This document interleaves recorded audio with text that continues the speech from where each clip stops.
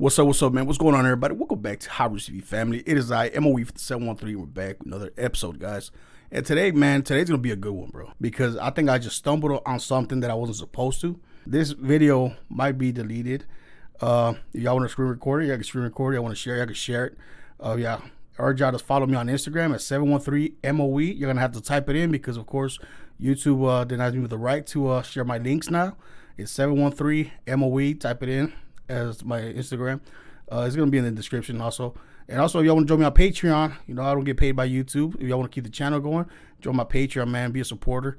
And it'll help me just keep making more videos, man. So anyway, let's get straight to today's story, guys. Now, y'all been wanting me to talk about this topic, guys, all right? And I've been wanting to discuss it, but, I like to sit back and just actually analyze the data. You know, see the things between the cracks, right? Because when this much media, Joe Biden is about to pass an executive order, bypass Congress, and just straight up take away all our rights, Second Amendment rights. While we're still waiting for more information regarding the shooter, his motive, the weapons he used, the guns, the magazines, the weapons, the modifications that apparently have taken place to those weapons that are involved here, I don't need to wait another minute, let alone an hour, to take common sense steps that will save the lives in the future and to urge my colleagues in the House and Senate to act. We can ban assault weapons and high-capacity magazines in this country once again. We should do it again. We can close the loopholes in our background check system, including the Charleston loophole. That's one of the best tools we have right now to prevent gun violence. It will save lives, American lives, and we have to act. We should also ban assault weapons in the process.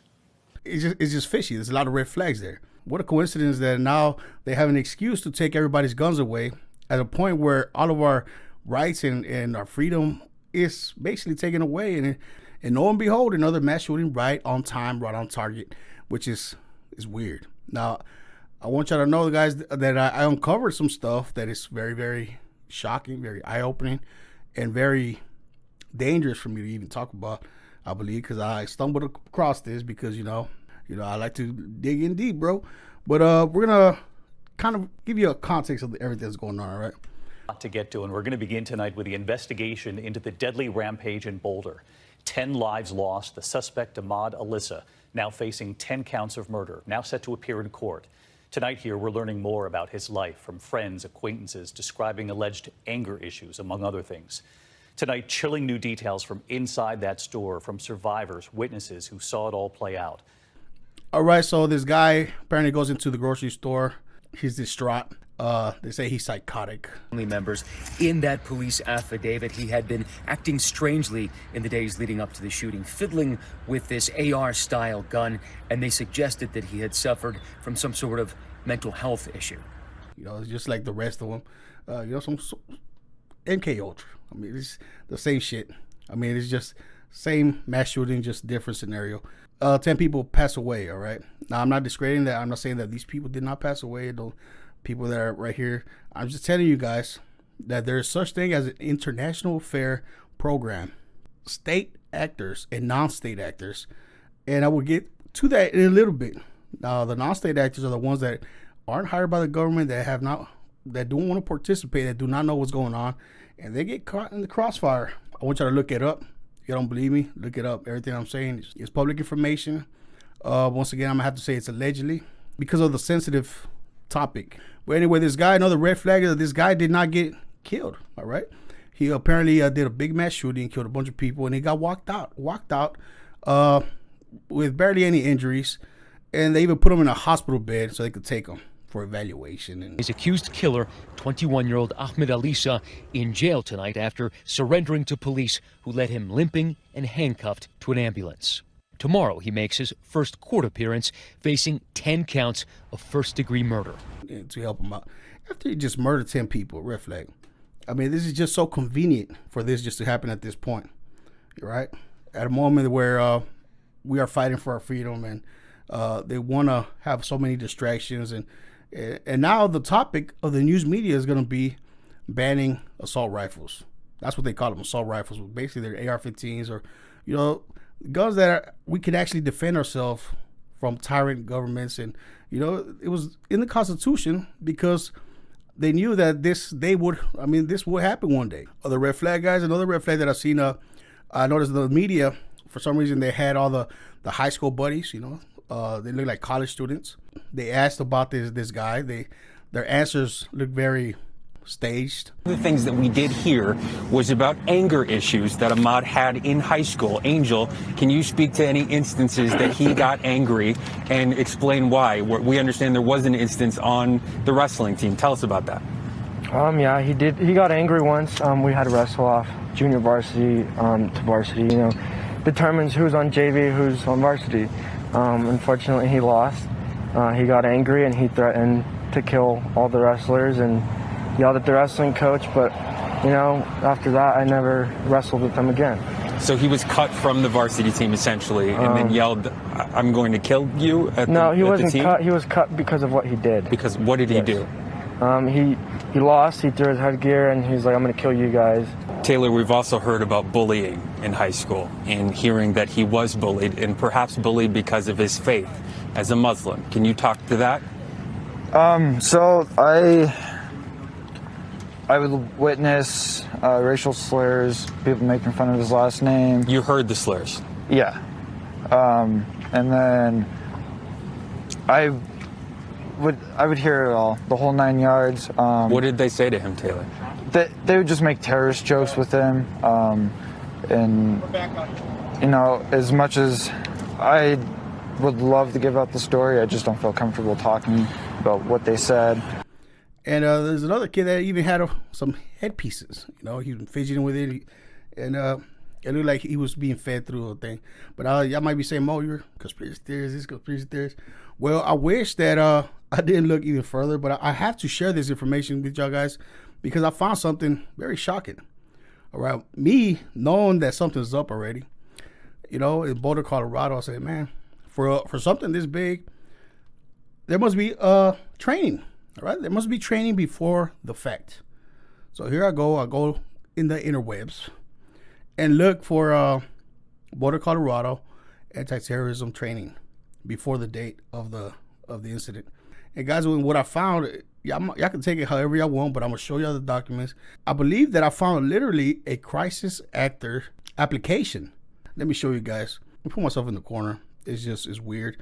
So I go looking for this terrorism training. And I come up with this in this website here. It's actually the University of Colorado of Boulder. All right, Boulder, Colorado.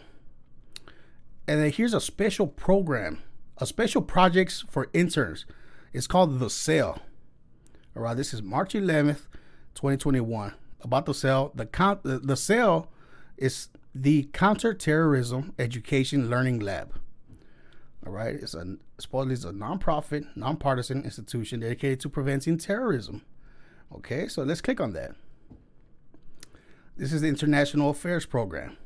All right, and they're looking for new participants 1 week before the actual incident that happened over there. Now, before we get to this, I'm gonna put About Us. All right, let me click About Us and see what they're really about. It's an energetic and academically challenging undergraduate program leading to BA in international affairs and providing students with strong interdisciplinary perspectives on world issues. All right. In keeping with the CU's Boulder's flagship of 2030 strategic plan, Agenda 2030, bro. In keeping with the CU Boulder's flagship with 2030 strategic plan, we value the importance of CU Boulder as a global crossroads and the role of students in the university and global community. Basically, this is just a strategic program to basically discuss how they could manipulate what is the CU Boulder's flagship 2030 strategic plan, which is the New World Order, guys. We all know the Agenda 2030. But let's go back to this application. The CEL Special Projects Intern Spring 2021. The company, the Counterterrorism Educational Learning Lab, the CEL. All right, so let's read about what the CEL is. About the CEL.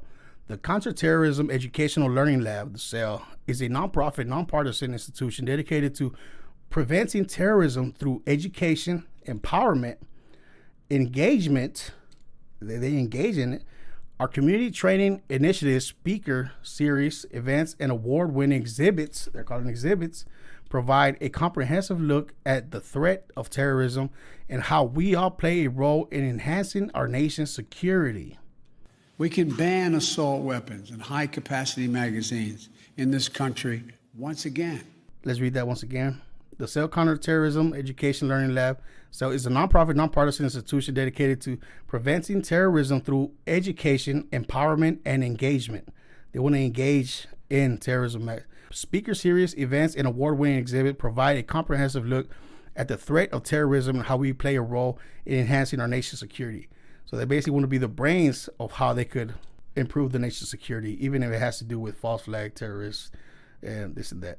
Summary: the CEL Special Projects Intern provides critical support for various CEL events, projects, and programs. As a CEL intern, you will participate in a dynamic experience. That provides exposure to leaders in the public safety, political, business, and international relations communities. You will receive valuable professional and hands-on experience in the nonprofit arena. All right, so hours and salary. This is a paid internship. They're paying this internship. Interns should be available to dedicate 20 to 25 hours a week during office hours, ideally on 2 to 3 full 8-hour days. Due to COVID-19, this position may require work hours to be completed remotely. Some weekends and evenings will be required assistance CEL programs. This internship will start in January 2021 and last for 1 or 2 academic terms. All right. Essential functions.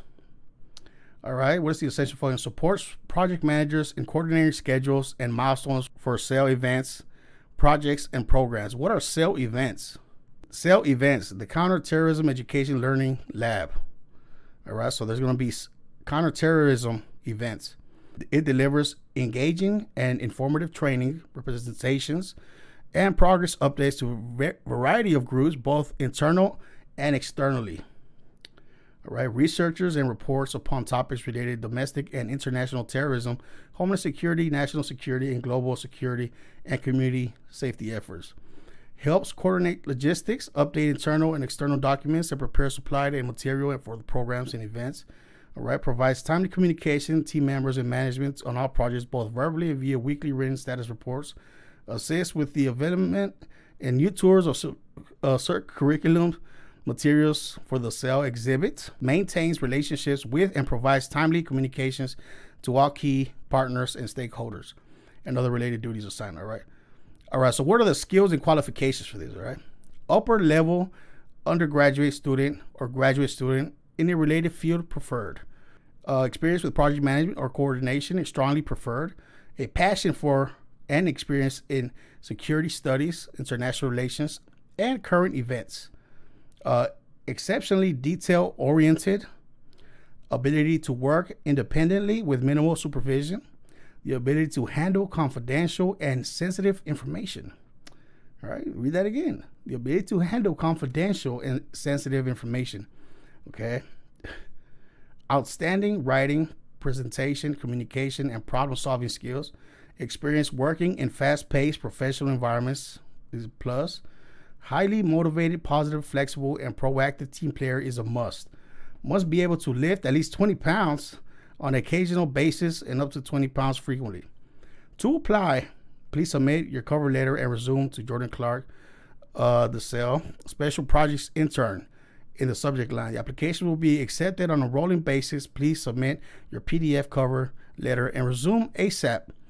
Every applicant is carefully reviewed. However, due to the large number of applications received for each position, only candidates whose backgrounds most closely complement the requirements of the position will be contacted directly. All applicants will undergo a background check. The CEL is an equal opportunity employer. Be bolder. So did y'all get that, bro? They're interns. Basically they're intern actors right here. But let's look what international affair actors are, all right? I'm going to put it right here. All right. What are the major actors of international relations and affairs? The two types of actors involved in international relations include state and non-state actors. State actors represent a government, while a non-state actor do not. However, they have impact on the state actors. Who are the major actors of international relations? What is that? The most prominent actors are state, firms, international organizations, domestic interest groups, political parties, and groups of non-state actors like traditional activists or terrorist organizations. Yeah, man. Research these actors, bro. Get it straight, guys. I'm not saying nobody died, all right? Because there's a such thing as a non-state international affair actor and a state international affair actor, which the state is contracted by the government, and the non-actor are just the civilians that will probably die. Now, I'm going to read this one last time, guys, to show you what About to Sell is about.